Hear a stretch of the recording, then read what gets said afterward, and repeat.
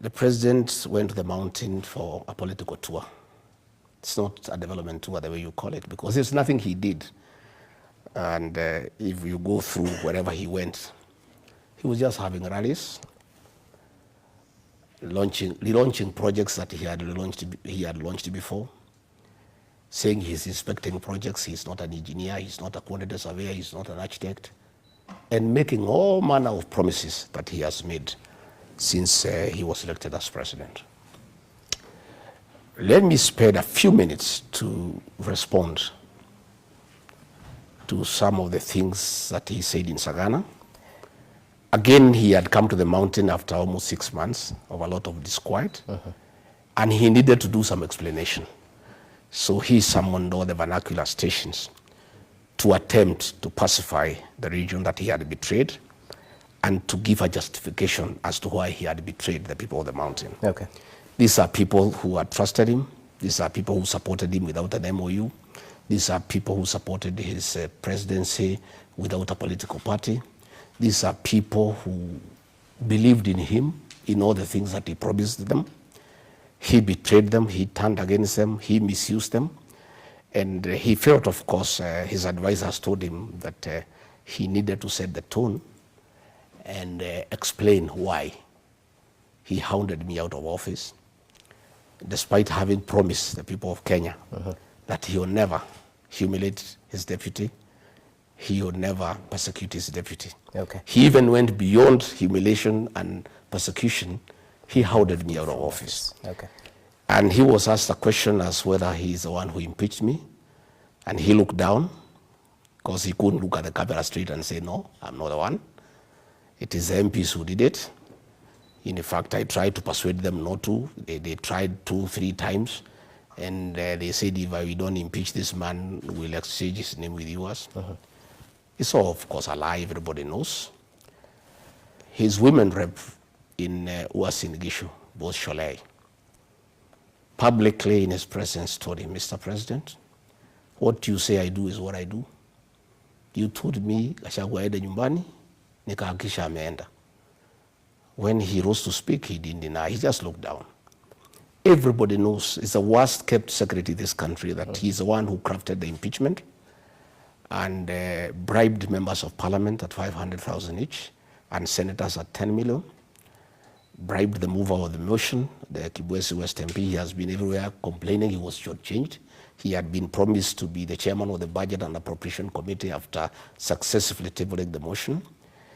And again, the president was saying that the MPs overruled him. It is common knowledge that those Mount Kenya MPs cannot overrule the president. They do whatever he wants.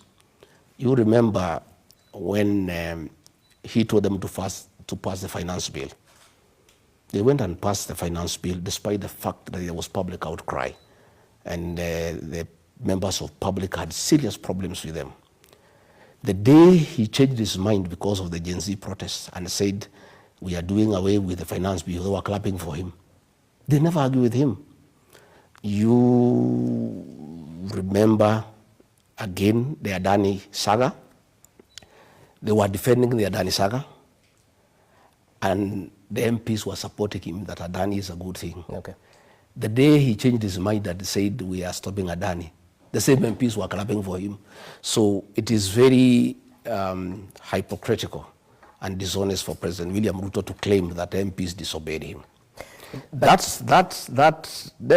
Having dealt with that, he said that he had me hounded out of office because I asked him for 10 billion. Before you even get to the 10 billion, because you've raised issues about members of parliament, who the president was on record mentioning that you actually bullied these members of parliament, that you told them if they do not kneel and submit, they will be shown the door and go home.